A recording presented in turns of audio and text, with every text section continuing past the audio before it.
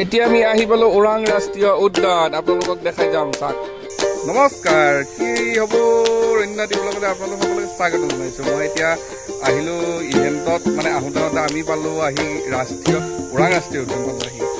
সেইবাবে মই একবাৰ বোলো সোমাই যাওঁ ইয়াৰে ওচৰতে আছোঁ যেতিয়া বহুত বছৰ মূৰত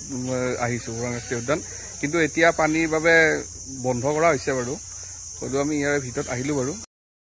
কোনোবাই যদি ইয়াতে ফুৰিব আহিম বুলি ভাবি আছিলে এতিয়া আহিব নোৱাৰে মে 15 তাৰিখৰ পৰা অক্টোবৰলৈ বন্ধ ৰাখিছে আপোনালোকে অক্টোবৰৰ পাছত আহিব চাব ইয়াৰে মনোমোহা সৌন্দৰ্যটো আমিও চাম বুলি ভাবিছিলোঁ কিন্তু নাই দুখিত আৰু আমিও গম পোৱা নাই এতিয়া যি বন্ধ ৰাখিছে আমি এতিয়া যামগৈ আৰু ভাল লাগিল আহি আমাক গেটৰ ভিতৰত সোমাব দিলে বাৰু আমি সোমালোঁ সোমাই কিনে অলপ চালোঁ আৰু কিন্তু মেইন বস্তুবিলাক চাব নাপালোঁ আৰু সেইকাৰণে আমি পানীৰ কথাটো হয়তো বাচ্চাই আহি যাব পাৰে সেইকাৰণে আমি সোনকালে আহিলোঁ কিবা কবি নেকি তই বিয়াখাৰ কৈ দিয়া আহিব খুজিলে আহিব পাৰে